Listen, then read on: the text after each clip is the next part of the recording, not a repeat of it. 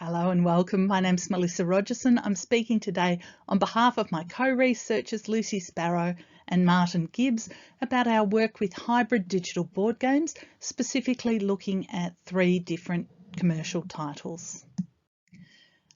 We discovered when we started talking to people that there's not a shared understanding of what a hybrid digital board game is.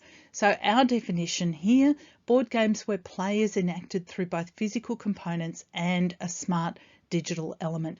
Both of those things are necessary and they can't be aftermarket or add-ons. We see hybrid digital board games as a compound artifact that combines both a physical and a digital element. They're neither one nor the other, but simultaneously both. This research comes out of our partnership with Game In Lab, who've generously supported our research. And you can see we did a number of different research activities in developing the model. This paper today particularly builds on the critical play sessions that we ran. Our earlier research found 8 broad domains where digital tools are used in hybrid digital board games: timing, randomising, housekeeping, informing, storytelling, remembering, calculating and teaching. And each of those domains comprises a number of different functions. And this is the full model, which takes all 41 functions that we identified and groups them within those 8 domains. So in the study we're presenting today, we set out to explore how hybrid functions are actually used in quite different board games. In a sense, we're testing our model, but we're also examining how useful it is for description. Saint Noir's an interesting game. It delivers its digital content through a skill for Amazon Alexa, unlike most of the other games that we've looked at, which use smartphones or web content. Alexa, question Sheriff Kilmer. Sheriff Kilmer, local lawman around these parts. First, you can question a suspect by asking them where they were on the night of the murder. Alexa, where were you on the night of the murder? Well, look at you, sounding like a real detective and all. I was at the bookstore. Get that into your timeline.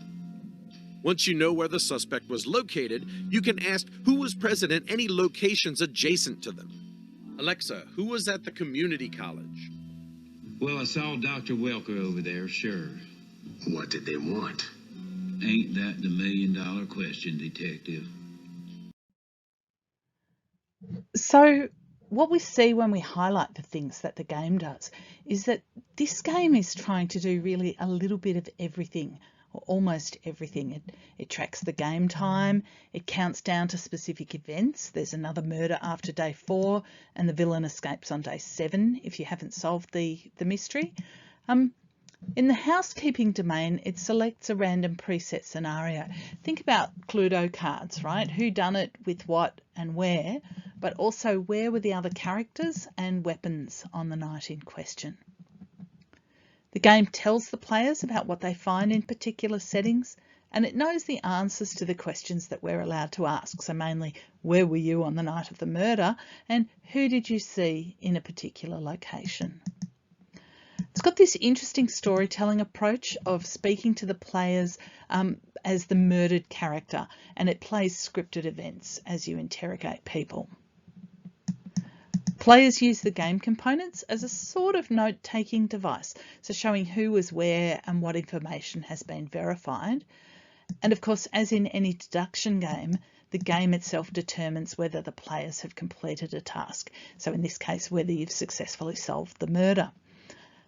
Lastly, the app teaches you how to play the game, guiding players through a tutorial and setup of the game. So it's trying to do lots of different things with its app. In XCOM, you're part of an extraterrestrial combat unit trying to fight off an alien invasion and save the world. It uses a smartphone app. I'm going to show you a quick clip of gameplay, or what gameplay might look like. Let's actually explain the app first, because it'll teach you about the unique way that this game plays. Once you're all set up and you have your roles, the time phase, the first time phase, will begin. You hit start. The player holding the app will do this and will be responsible for relaying information to the rest of the team. New technology available, he'll tell the chief scientist, who'll draw 6 cards off the deck. As soon as that task's done, you're going to hit done. But there's this timer, this chess clock timer ticking down constantly, telling you how much time you have to do each task. Balance the budget and then choose the mission squad leader. And it'll take players doing these tasks for you to be able to hit OK. Now, also, it'll tell you where UFOs spawn on the board or whether phases are skipped entirely. And already, the app is doing work that a board game could do, but it would be massively difficult. So I'm just really happy that this unlocks a new sphere of play for designers. You know, I imagine them all over the next couple of years just running into this new electric playpen like children. So here we have kind of an indication of what this app is doing. Lots of timing functions, a little bit of randomizing, right, generating those random events that seem to happen. Some housekeeping tasks about generating the board and selecting which components you need to include in your play. Some informing, it's telling you what's going on and sometimes preventing you from accessing information until a certain point. There are background sound effects and a lot of teaching. In fact, the rule book for the game is like 4 pages long in the app, although there's a longer rule book that you can get access to online if you need it. The third game that we looked at is the search for Planet X. I couldn't find a great video here, so I'll try to quickly run you through it. But here you're an astronomer, you're trying to solve a deductive logic puzzle basically. So you're scanning the sky trying to locate Planet X. And the game uses a smartphone app to generate a star map, a map of your solar system, and to answer questions about it, as well as checking how long a particular action takes. So on your turn, you can search a section of the visible sky. You can see on this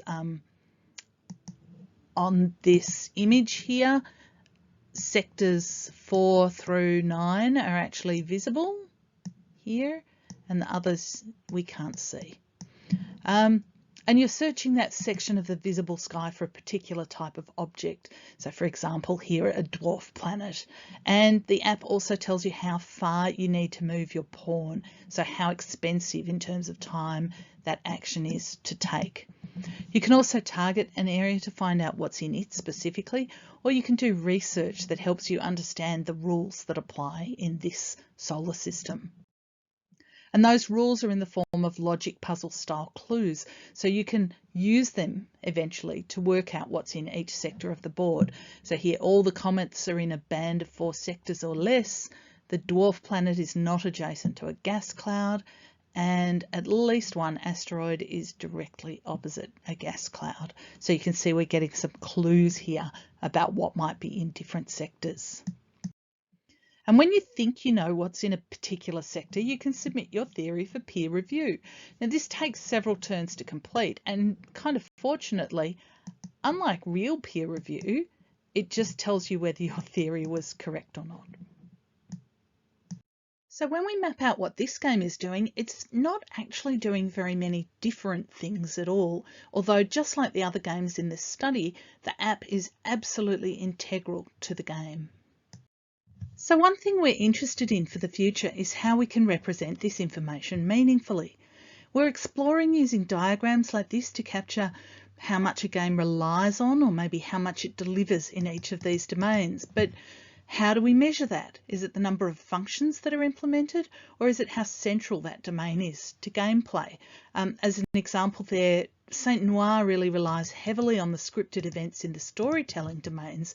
So is it right to only assign a fairly small value here because it only really implements a single function?